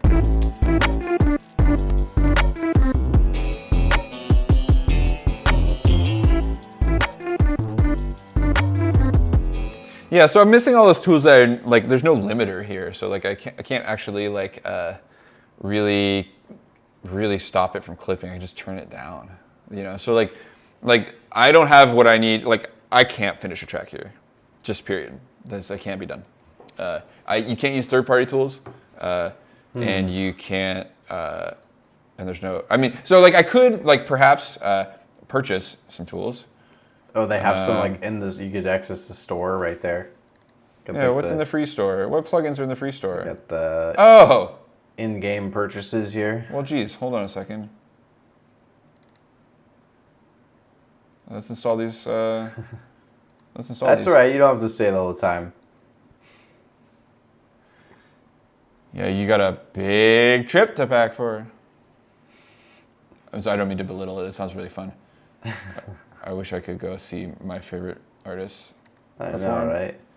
I'm just gonna chuck me over to the web. You can't download it within the thing. Man, I gotta like log in to do this. This is gnarly. It's one of those like $0 orders. Yeah, but you know, like I have an account. It's like the Epic Game Store. Yeah, I have an account. Now you know my email. Broadcast all over the county. Oh man.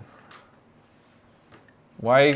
So like Ableton, you can download all your packs that you have the rights to have from straight within the program, which is pretty cool. Great. I want to. So do I have them now? I want to install them. I've gotten it free. Gotten it free.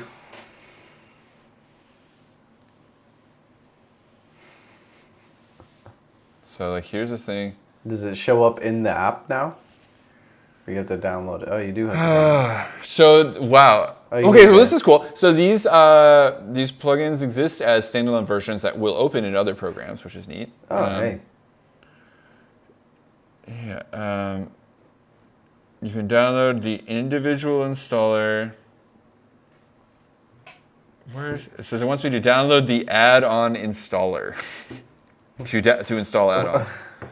What? How do I do that? Where is the add-on installer? You can't just do it in the app, huh? You have to like get a whole nother thing. Download the okay. This is the installer, I guess. The add-on installer. Choose the Rack Mixer installer. All right, let's see what happens. Hope this doesn't interrupt our stream too bad. It's gonna take a few seconds. Wow, I'm so glad we have a nice speedy internet connection. Actually, this isn't that speedy. This is only 50 megabytes. It is actually. Sorry, anybody out there that it dropped a little bit. That's funny. It did actually impact it. I was watching we went into the red. You put us in the red, Corey. Sorry, y'all. We're still in the red, dropping. So then it says I can drag and drop this into Studio One. We just dropped 0.3% of all of our frames. Oh man. 567 frames. I liked all those frames. Wonder what that looked like on TV. Be interesting.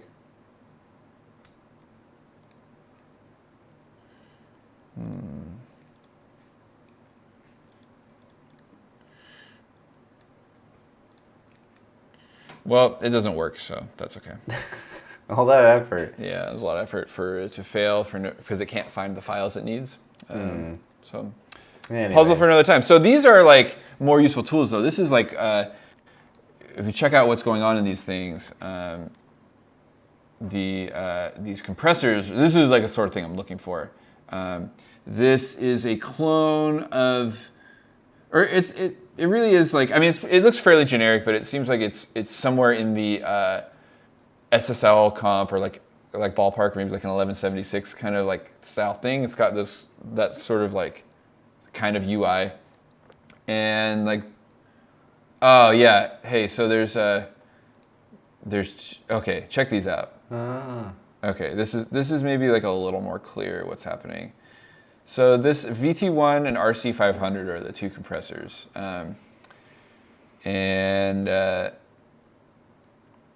so you could use these in Ableton if you downloaded them? Yeah, I can't imagine why I would, but you could if you wanted to. Yeah. They're free. That's cool. You could probably find something that's like more super like the right thing that you want.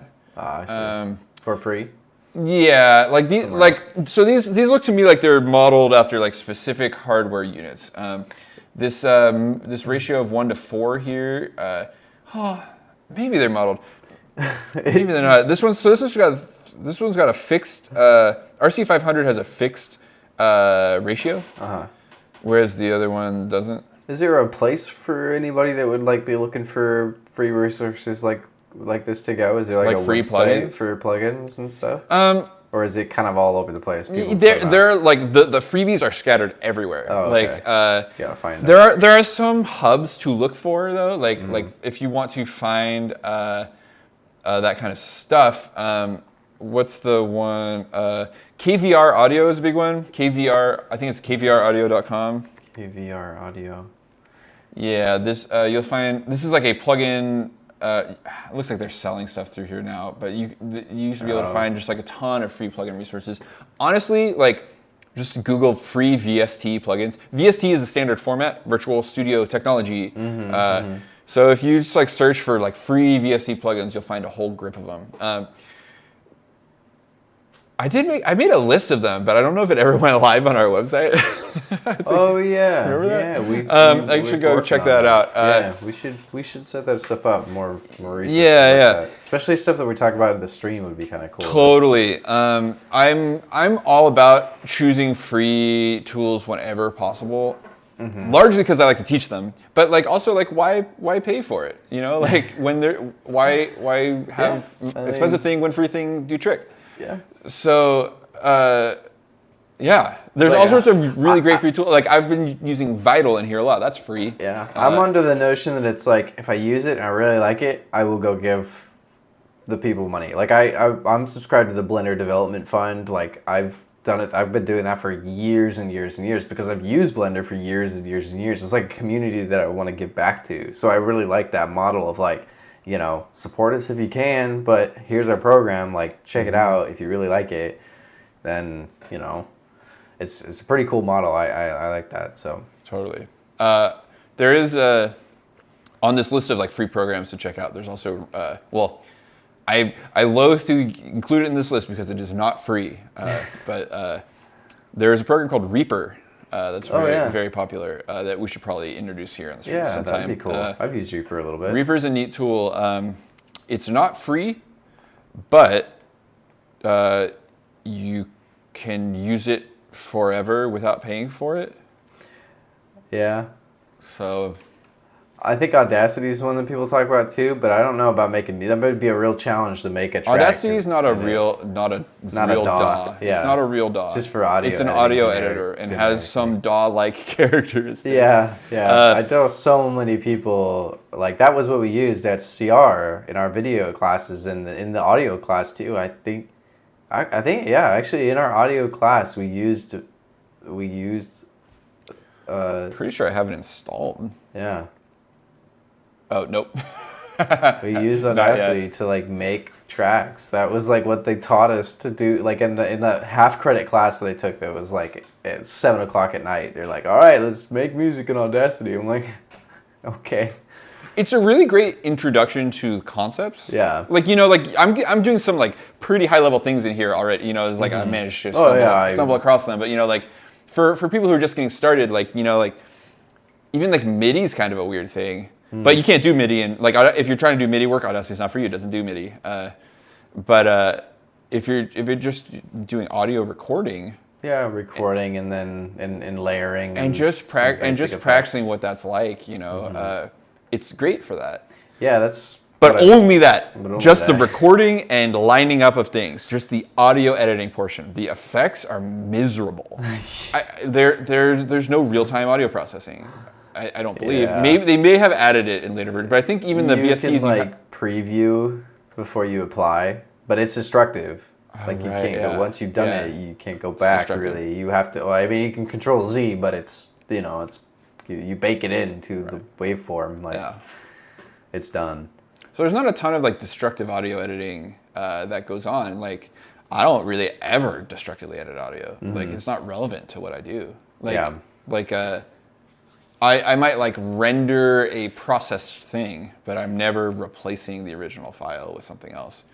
I guess the only time no I don't even do that. Never mind. Take back. I'll save a copy of it and like So I guess it's still just, you know, I might destructively tune stuff with Melodyne. Most of y'all have probably heard of auto tune, but there's also manual tuning. for when automatically tuning doesn't cut it, and Melodyne is the kind of industry standard tool for that.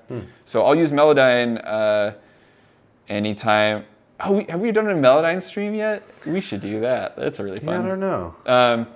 So I'll use Melodyne to you can even use it when you're auto-tuning someone. So this is how most often where it comes up in my workflows is I'm recording like people who are like rapping or singing with auto-tune, but the tuning grabs their voice in funny ways and like the note moves at the wrong time or something like that.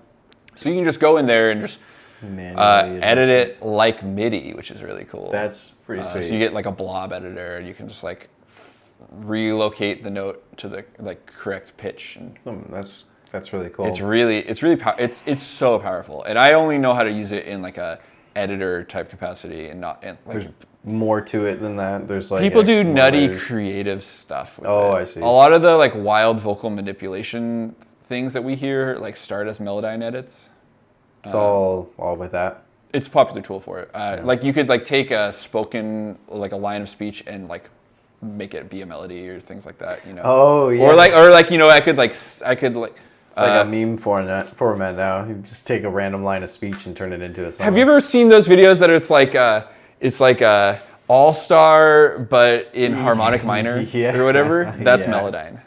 Man, that's so 100% for sure. I guarantee you that's Melodyne on the acapella, and then Melodyne on the instrumental too. So probably because the more like I don't have this version, but the most powerful version is polyphonic, which is totally nuts to me.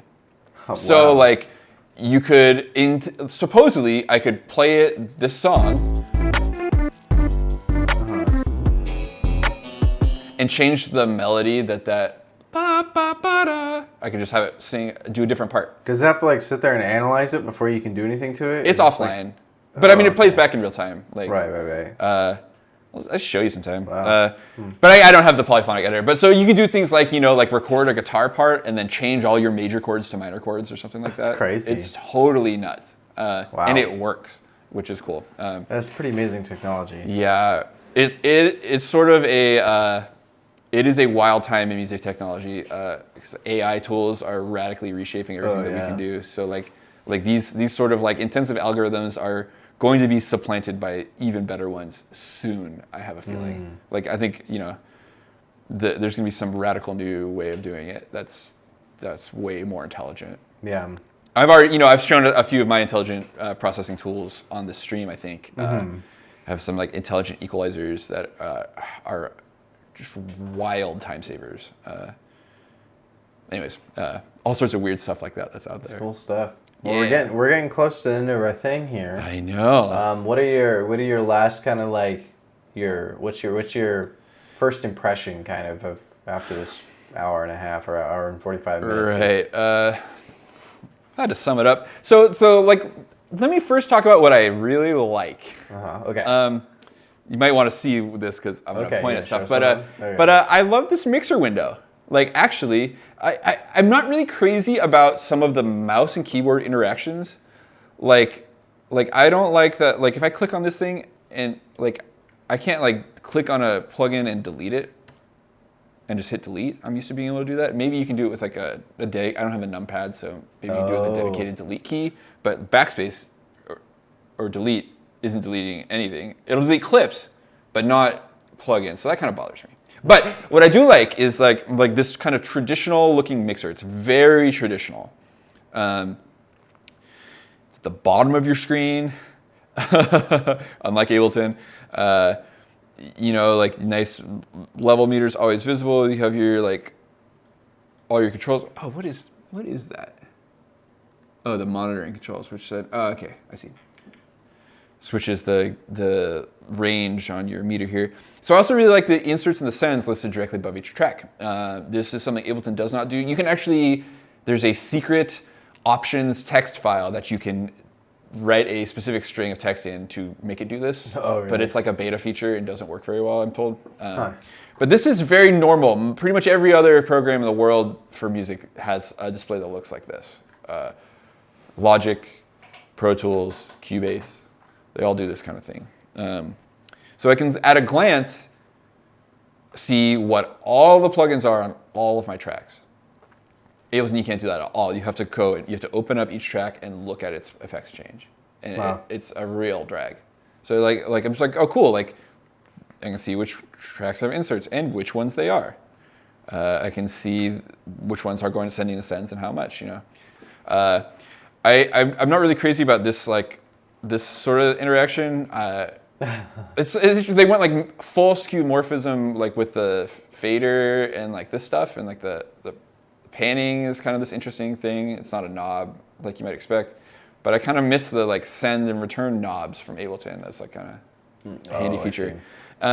I really like this like sort of like channel list thing that you can use to show and hide channels. I think that's a really clever feature. Oh yeah, it's and like I could layers, see, huh? yeah, I could see workflows where that could be really handy. Like if I was working on a long thing that had like maybe 2 or 3 different tunes in it, like some sort of like video soundtrack thing or something, where I just really needed to hide like 50 out of my 150 tracks or something. Like, I mean, if you're doing it, if you had it all one long timeline, didn't like cut it up into multiple pieces, yeah, that'd be super handy. You could do all your different scenes. Can you like group those into like groups in that menu and then hide the group?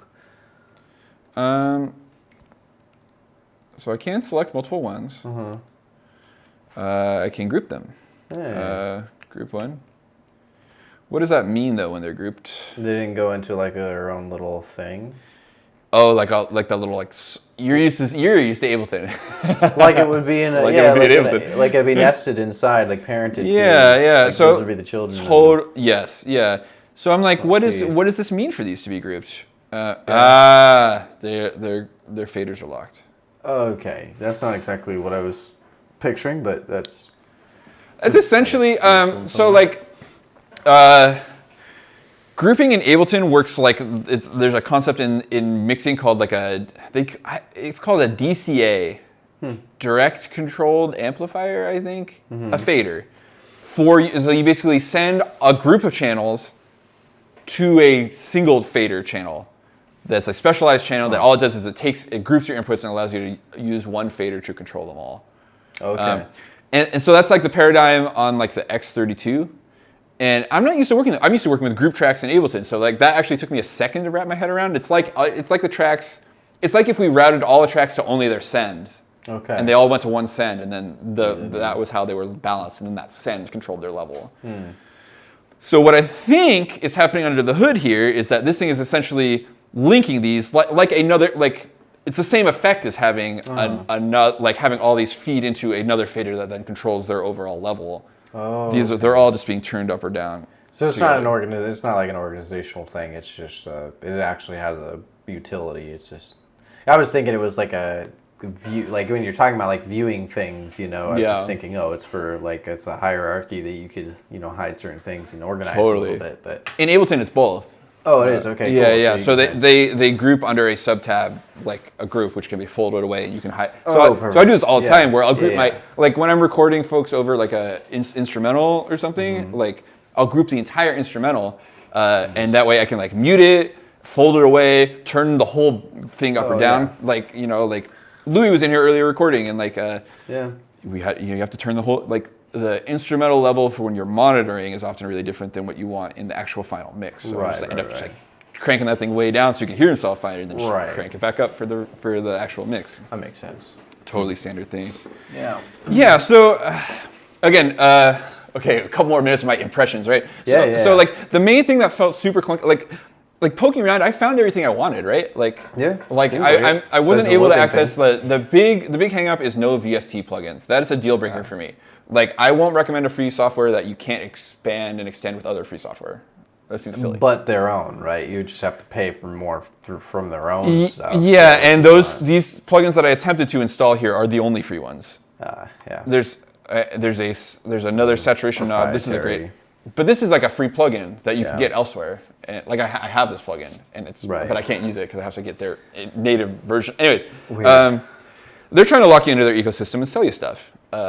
Which whatever, like it's fine. There are paid versions of this program that will take third-party plugins, and That'll be a lot more effective for, I think. Oh, really? There are. Okay. Yeah. It's just a limitation of the free version. Yes. Yeah. I see. Okay. Totally. Yeah. So that's kind of a deal breaker for me. But like mostly what feels super clunky in here is like the UI interactions. Whereas like I'm like just used to certain kinds of ways of interacting with the UI elements. Whereas like this program seems to be pretty tool heavy. The listen tool and the mute tool. Like if I want to mute something, I like click on that. Like you have to get the tool out. There's got to be a hotkey. I've grown to very much dislike having to click on the tool to use it like that. Yeah, I sure hope there's so like in Ableton, it just slows you down so much when you have to. It looks like. Okay, there are hotkeys. Yeah. No. Or no? You can toggle the. There's a hotkey to these tools. Okay, cool. Good tool tips are really important. 1, 2, 3, 4, 5, 6. Oh, it's your 7, numbers. It selects your tool, but then I gotta actually tell it what I want to mute. By clicking on it. Yeah. So like. And I can do I think I can do a selection of them. Yeah, so that's all right. Still, it's a weird paradigm though. Huh. Like I'm used to like switching the settings on the clip. Yeah. Like I click on the clip, then I can do things to it. Like select it and then I mess with it. Rather than this is like choosing what I want to do with it and then going and finding it. So I'm like I don't really like the tooltip thing at all. Like I'm a hotkey guy. I like keyboard shortcuts. Yeah. So like this kind of is funny to me. It's good for learning, but like once you really get into a software, you want good hotkeys. Yeah. You know, it's critical kind of to your workflow and like the speed at which you can actually work. I mean, I'm sure there's some people that can work extremely fast with the tools, but no matter what, it's going to slow you down. It's like learning to type versus just getting really good at touch typing. You know, it's you know, you could be really good at touch typing, but it's still ultimately going to be slower than learning to really type. But well, Found the shortcut. Oh, hey, there you go. It's a Shift M. Oh, well, there you go. Yeah, we just need to do some digging. Yeah. But well, I do want to run our little like ending thing for a bit. All right. But I guess we got to start getting in the habit of shouting out our sponsors and stuff like that. And hopefully eventually you'll see some stream sponsors. I think that would be pretty cool. So we're going to be shouting them out and having a little thing at the end probably.